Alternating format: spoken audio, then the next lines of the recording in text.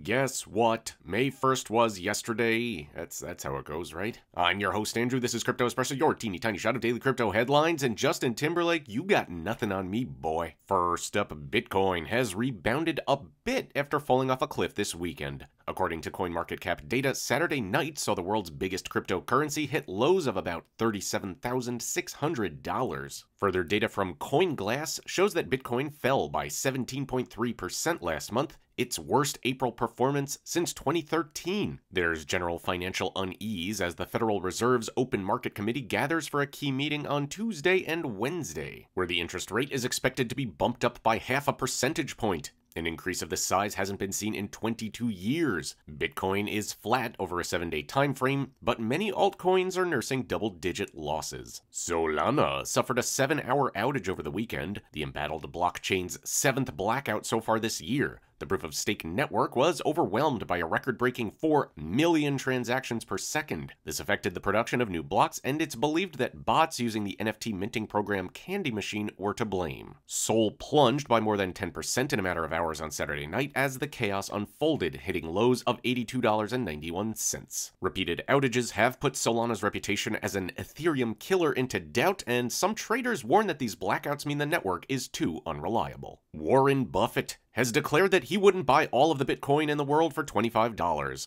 At Berkshire Hathaway's annual shareholder meeting, the billionaire warned that the world's biggest cryptocurrency doesn't produce anything tangible. To laughter from the crowd in Nebraska, the 91-year-old added, "What would I do with it? I'd have to sell it back to you one way or another. It isn't gonna do anything." Berkshire Hathaway's vice chairman, Charlie Munger, went one step further, declaring Bitcoin as stupid and evil. Coinbase is changing the way it announces new coin listings amid allegations that some traders used this information to make a profit. Last month, the exchange revealed which altcoins were under consideration for a listing. But allegations emerged that one trader had bought large quantities of the coins mentioned in the blog post 24 hours before it was published, making tens of thousands of dollars in the process. It's unclear whether they gained access to the confidential list before it was made public, or if they connected the dots by closely monitoring on-chain activity. Coinbase's CEO Brian Armstrong says that the exchange will only make an announcement once it has definitively decided to list an asset, and warned that the company has zero tolerance for employees who leak information to outsiders. Your smartphone could be your worst enemy in the quest to keep your crypto safe. A user on Reddit claims that his Android device managed to guess his private key, and this could be advantageous for criminals. Seed phrases consist of 24 random words, and they need to be repeated in order for users to gain access to their digital assets. But as user Divinix explained, predictive typing remembers your last used words and will suggest the second word as soon as you type in the first, especially if it's a word that you don't commonly use. A top-tier tip for staying safe includes clearing your predictive text cache, preventing the smartphone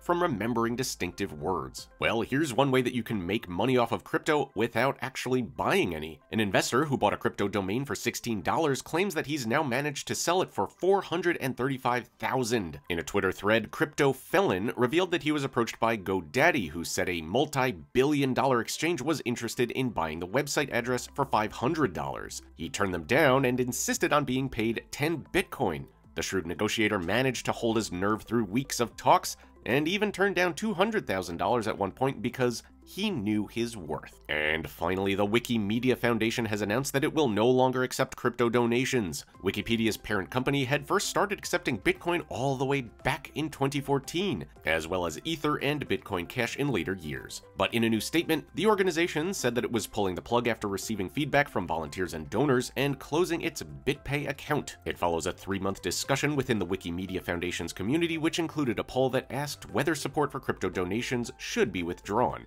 Although just 326 people took part, 71% voted yes, indicating there was strong support to ditch crypto altogether. Data suggests that over the whole of 2021, just 0.08% of the foundation's revenues actually came from crypto donations. And in any case, the digital assets it received were immediately cashed out into fiat. And speaking of assets, get your ass to that like button, subscribe to our YouTube channel, and click on that little bell icon to get buzzed whenever a new Crypto Espresso video goes live. And don't forget about the unsung member of Crypto Espresso, Alex. Ask Alex in the description below to get more info on any of our stories or about crypto in general. Alex is a great source of info for all things Web3 and the metaverse. Ooh. And this has been an extra huge edition of Crypto Espresso. Once again, I've been your host, Andrew, and we'll see ya tomorrow.